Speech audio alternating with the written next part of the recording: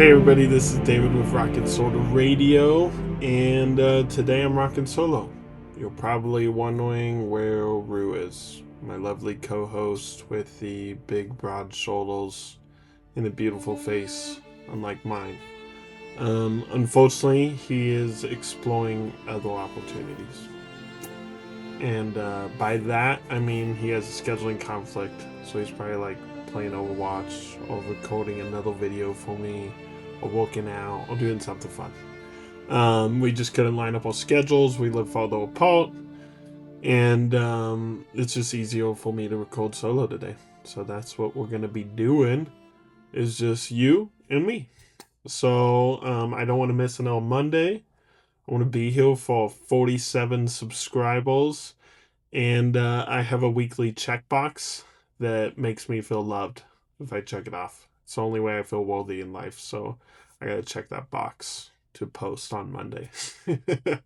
So you're getting me right after a move, after working outside all day, to deliver this to you. So I'm going to talk about Ascension Quest, really just more broadly, where we're at, who you play as in the game, the sparked, all the classes we have, and then just a more general update. But I'm really excited to just kind of talk from a game development standpoint versus all typical, much more world building. I'm trying to think of the word meta, uh, usual stuff at the Scriptorian archives. So hopefully you enjoy this. Yeah. So the basic premise is we have Kiinspion. Kiinspion is the world in which all heroes live. It is where you will be inhabiting. And Kiinspion is a world of gods and monsters and history left by gods ruling and roaming on the world early on. So the gods had a massive conflict with Dodel, and Dodel tried to, as he always does, devour the entire world and ruin it. And so he was winning. And he got two chaos gods on his side. He got all sorts of people infected with the pestilence, which is like a disease that changes and twists typical creation into awful, terrifying bastardizations of themselves. So that is where we were at. And Shuman, the god of creation, one of the last gods standing, decided to sacrifice himself to grant the world his divine power, cleanse the pestilence from everyone, and kind of reset the fight. And so all the people had the power to fight back and win. And they did. And so they are called the Sparked. And the Sparked have that divine power and the capability to call upon it and use it to do amazing, awesome things. And they're like borderline superheroes or anime characters within this fantasy setting or high fantasy. There's some tech and stuff we have too, kind of like World of Warcraft or Final Fantasy. Or Arcane is a good example. So that's my kiddo running around outside right now. But yeah, you play as them. And to get the spark to awaken and ignite, it actually requires a lot of adventuring, risk, battling, fighting, to hone your skills and training. And so it's not for everyone. So even though everybody has the potential to become one of these sparked, not everybody fulfills that potential. And the reason it's called Ascension Quest is that with that divine power, if you hone it over time, you can become like one of the archons or one of the gods of this universe. So, and eventually they might even ascend you and bring you up to help them steward the final thread of this universe. So, that is the basic gist and setup. And yeah, you are the sparked. And there's tons of lineages within a world, but today I really wanted to talk more about the classes and just each of them kind of as a more broad game developer standpoint, kind of what role they're filling, how they compare to other games, and what makes them fun to play. So we're going to dig into that. So our first class is the Arcanists, and they're for those who love magic, like too much magic. And they are really fun to play. They're kind of like a wizard. They actually have been around since before the spark happened, because they were traditionally trained in how to use the world's mana to create these spells and magic and different things. So they're a lot more experienced and skilled. Speaking of my co-host, let's answer the phone. Dang it, bro! You interrupted my recording. I know. As soon as you answered, I realized. I should have muted myself. I saw that you were doing a pod. Yeah. The perspective of this guy, he talks about the thread. Mm-hmm. Is he an Archon, or does he just know about the mass universe, multiverse threads? He knows about it. Yeah. So you want me to go from that perspective of threads and when I see them? Yeah. Yep. Because it's gonna switch it to world, but yeah, if that's how he is, then I will leave it. Yeah, I feel like the thread is almost like a religious belief at this point.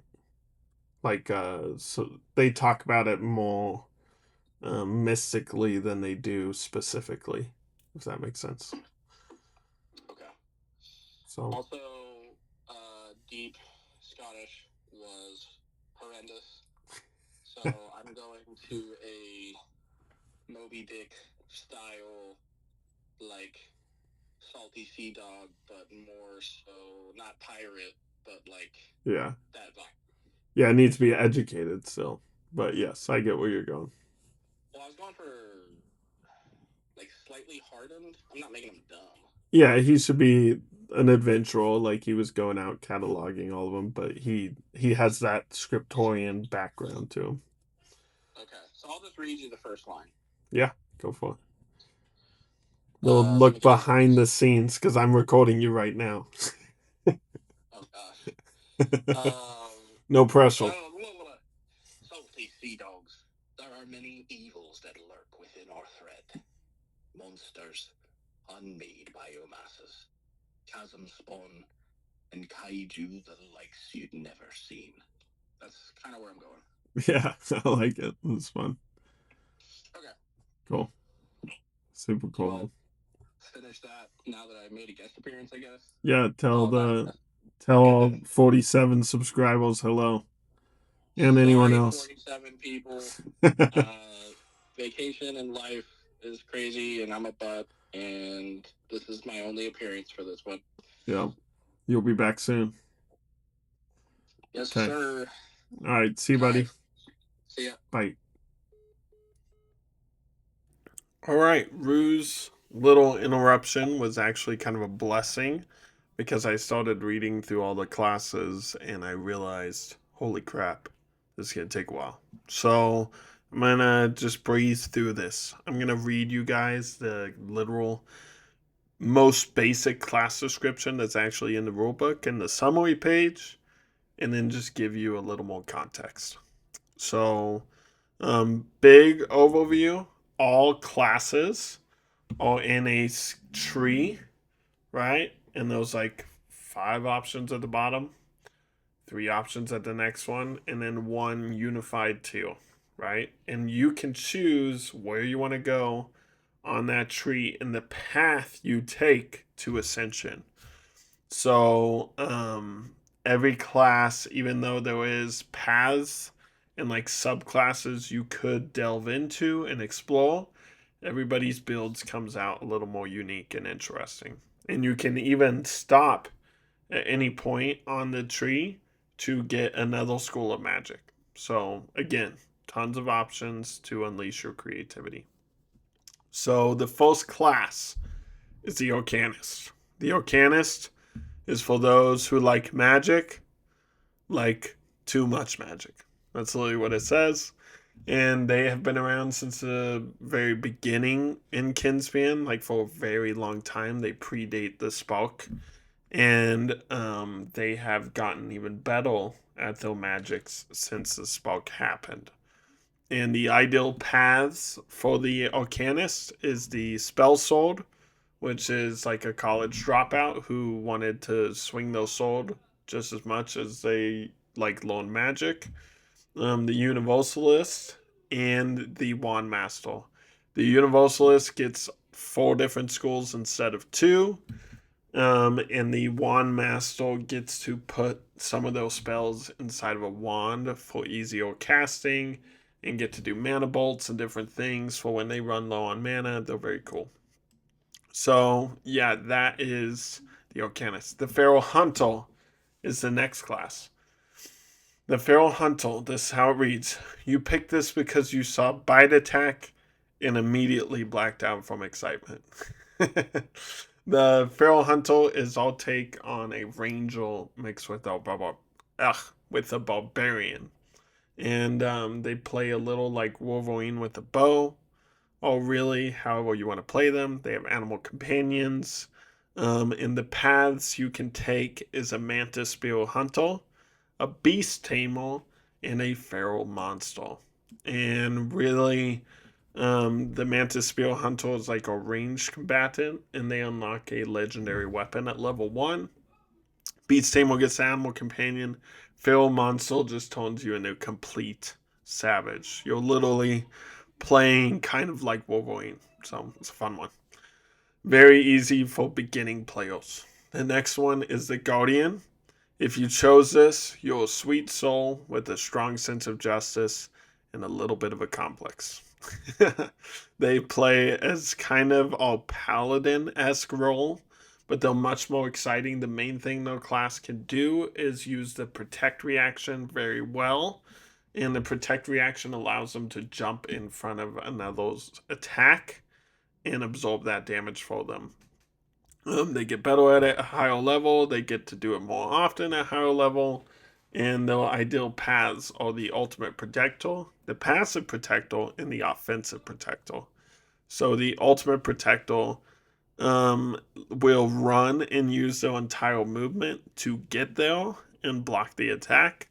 The passive protector will use like a huge shield of force, using their mana and magics and everything. That is pretty awesome.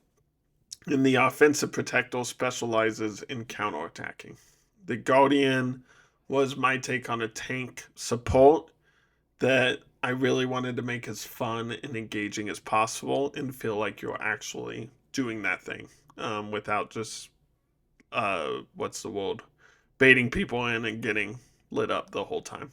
You can choose when you want to play that role, which is fun. The next class is the Hollowed. The Hollowed, this is the description. You probably love the bands Mayday Parade and My Chemical Romance. That, or you don't like people. And the Hollowed is basically people who have been trapped between the veil. So they went to move through the veil into the afterlife, and for some reason they got kicked back into their body.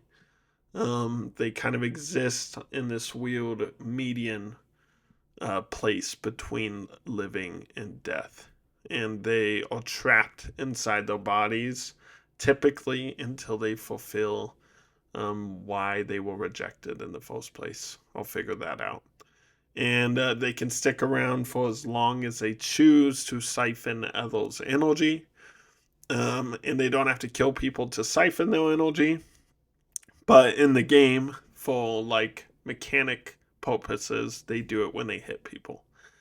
So they play typically more as a melee class, mixed with a little magic flair, emo-y, hollowed evil stuff. It's fun. So the Wraith, the Vampire, and the Copycat are your options there. The Wraith can blink between the Veil and the normal realm, and so the physical realm. So they can actually teleport. They can go incorporeal, and that is their specialty, is doing that really well. So they are good at avoiding attacks and attacking people in their soul. The vampire is basically a life steal tree. You can play it as a vampire, or you can just create your own lore and mechanics and everything for that. Not really mechanics, but you get what I'm saying. And the copycat. The copycat is a fun one. It steals other people's spells, other people's magic, other people's abilities, and it's a very fun tree to play. That is pretty much it for the Hollowed. If you're emo and you love TTRPGs, you might love the Hollowed.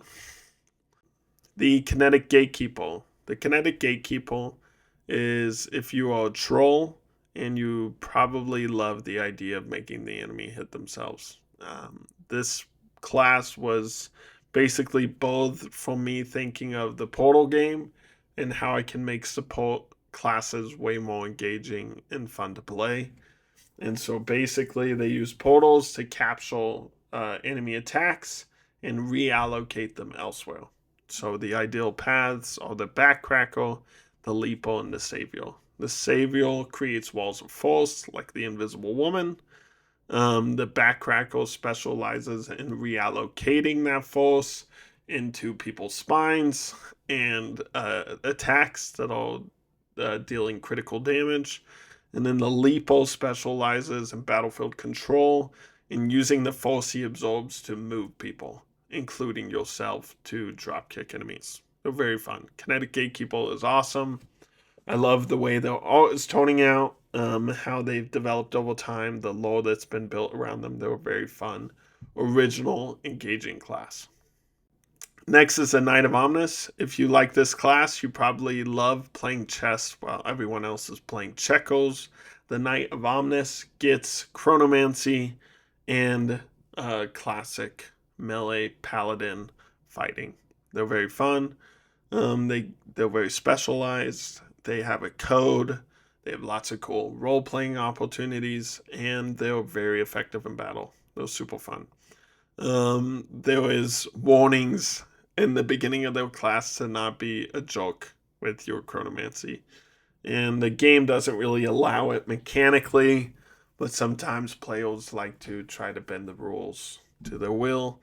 We've made sure to protect all the other players at the table who are playing with the Knight of Omnis, and also make sure the Knight of Omnis can have tons of fun. So I'm proud of that class. It's a lot more specific than some of the other ones, but it's really fun, and it needed to be there once we built the world and started thinking about it. So it's a fun one. Almost there, guys. We're about halfway. Next is the Monk of the Silent Current. This is for players who want to punch someone so fast they explode quietly. So it is basically a monk mixed with a waterbender. They're tons of fun. They have lots of lore around them. They have a specific region they come from. They're very important to one of the lineages in the game. And that is why that class became so specific. Instead of being an elemental monk, you are a water monk. And you can play that how you want to. I've seen players kind of disregard the water origins of their abilities and just kind of reskin it. I've seen people make fire monks out of the water monk, and really, it is just a monk with a lot of character and flavor, and you can choose how you want to play it. But the paths is the Extendable Expert, the Tide Shifter, and the Flow Monk. They're all cool in their own regard. I've played the Extendable a good bit. I've seen other people play the Extendable. That is a spring-powered melee weapon that is very fun to use. The Tide Shifter is basically a grappling specialist. They can move you around on the battlefield with their incredible speed. And the Flow Monk gets into a flow state a lot faster than the others and becomes very effective the longer battlefield goes on. So they're fun. Love the monks. Love playing a monk. And we do plan on developing the specifics around the other elements in the future. So you have that to look forward to. I'm going to be honest. We are halfway through. And the video is already at 20-ish minutes. So you tell me if you would like me to summarize the rest. If you would like to see the rest, join our Discord, go to our website, get engaged, and you can see all the classes we offer. I'll tell you what, I'll read the descriptions real quick and then we'll move on. Just the descriptions though, no context. Priest, you are a man of the cloth. You dedicate your life to fulfilling one of the god's wills. Luckily for you, there are a lot of different gods and a lot of different ways to play this. The paths of the priest, healer, destroyer, and the hand of God. Scriptorian, if you like this class, you are probably a know-it-all who likes letting other people know about it. Ideal pass, the erudite, spell hacker, tell singer. Next class, Sparkbinder. You saw Inventor and decided you wanted to make your GM's life really hard. The ideal pass for the Sparkbinder, the Gunner, Trapper, Mech Tamer. Umbral Stalker. You're creepy and probably going to stab someone in the back at some point. Ideal paths, the Shadow, the Assassin, and the Nightweaver.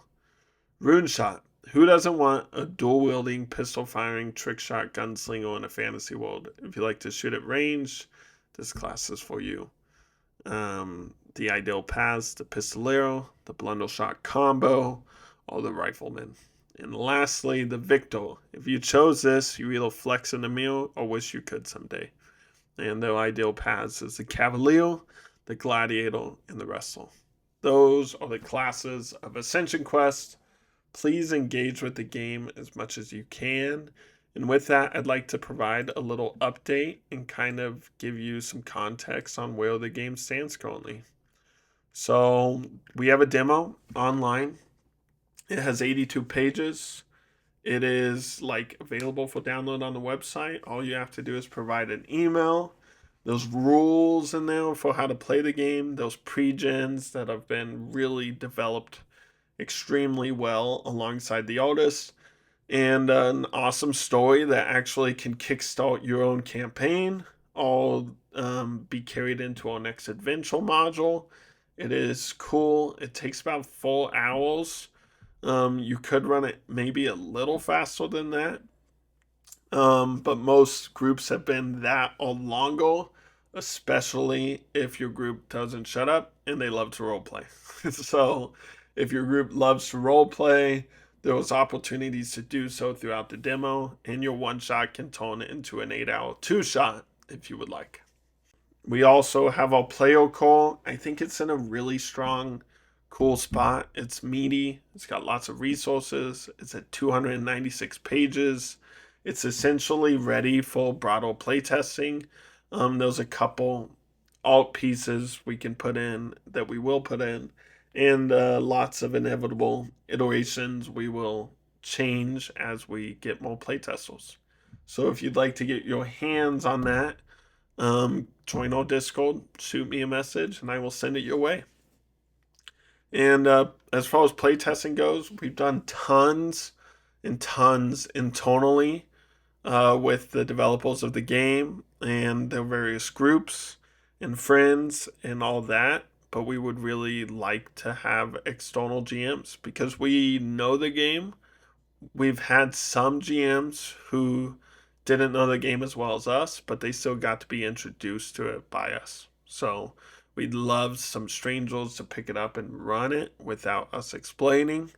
So if you would like to do that, let me know. I will give you a t-shirt and a hat from our website if you choose to GM externally. We already have one who's crushing and starting new groups, and we hope to have more soon. The GM call, it needs a little bit of work. It's at 208 pages.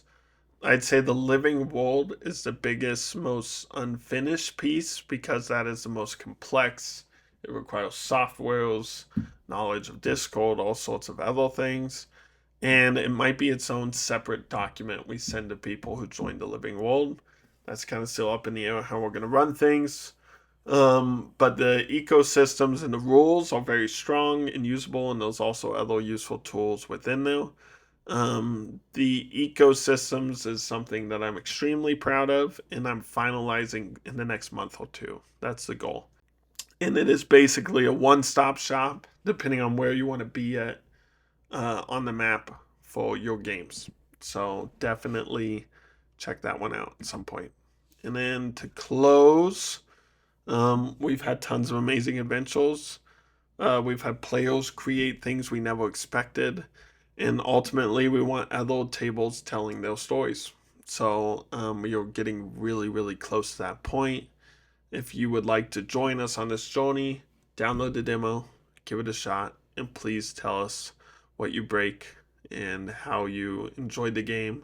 Maybe what you didn't like about the game, hopefully not, but that's always a huge part of the playtesting, so we want feedback, please. I have thick skin, and I am really, really ready to begin this next chapter.